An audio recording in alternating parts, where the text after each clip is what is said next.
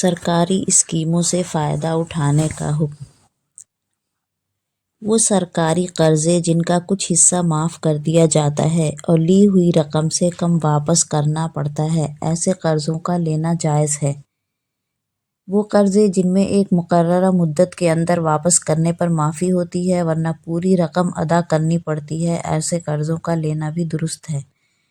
وہ قرضے جن میں مقررہ مدت کے بعد قرض واپس کرنے پر کل رقم کی واپسی کے ساتھ زائد رقم بھی ادا کرنی پڑے، ایسے قرضے بلا ضرورت شدید لینا جائز نہیں ہے۔ نمبر 4، وہ قرضے جن کی واپسی پر اصل سے زائد رقم ادا کرنی پڑتی ہو وہ ناجائز ہے، البتہ اگر وہ دین ماہرین کی رائے کے مطابق، یعنی قرض کے ماہرین کی رائے کے مطابق اس جیسے عمل کے لیے واقعی سروس چارج کہلانے کے لائق ہو اور کسی طرح بھی سود لینے کا حیلہ نہ ہو تو لینے کی گنجائش ہے۔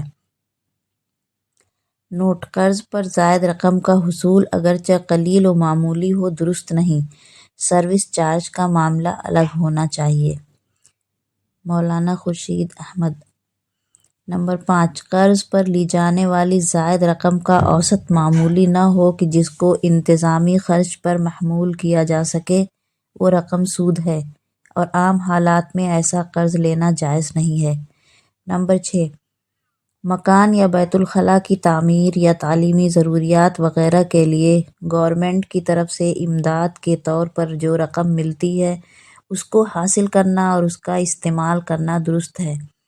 نمبر 7، گورنمنٹ کی طرف سے ملنے والی رقوم حاصل کرنے میں اگر کسی کو واسطہ بنایا جائے جو ان کے حصول کے لیے تگ و دو اور جدوجہد کرتا ہے تو اس کے لیے بطور محنتانہ مقررہ اجرت کا لین دین درست ہے۔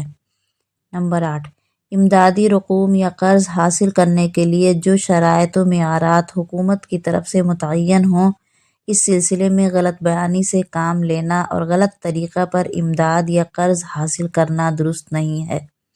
نمبر 9، تعلیم یا کسی اور مقصد کے لیے حکومت عوام کو بینک سے قرض دلائے اور اس پر عائد ہونے والی زائد رقم مقروض کو ادا نہ کرنا پڑے بلکہ خود حکومت ادا کرے تو اس طرح کا قرض لینا درست ہے۔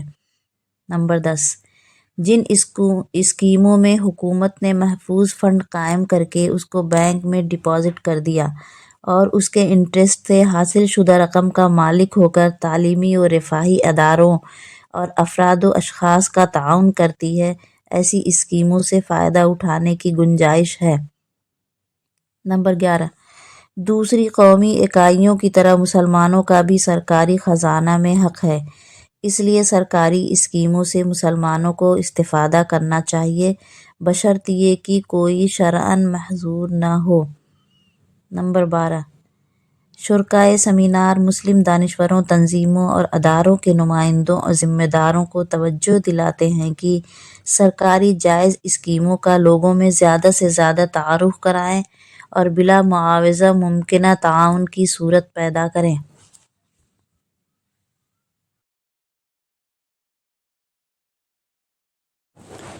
تمہارا اور یوسف کا خدا ایک ہی ہے۔ یوسف علیہ السلام جانتے تھے سارے دروازے بند ہیں، پھر بھی وہ بند دروازے کی طرف دوڑ پڑے تھے اور خدا نے ایک ایک کر کے سارے دروازے کھول دیے۔ کبھی اگر لگے کہ تمہارے لیے بھی دروازے بند ہیں تو جان لو کہ تمہارا اور یوسف کا خدا ایک ہی ہے، اسی پر توکل کرو، اسی پر بھروسہ کرو اور محنت و جدوجہد کرو۔ ہم خدا پر ویسا بھروسہ نہیں کرتے جیسا کہ نبیوں نے کیا تھا، ہم اللہ سے اس طرح نہیں مانگتے جس طرح کہ انبیاء نے دعائیں کی تھیں اور ان کی دعائیں قبول ہوئیں۔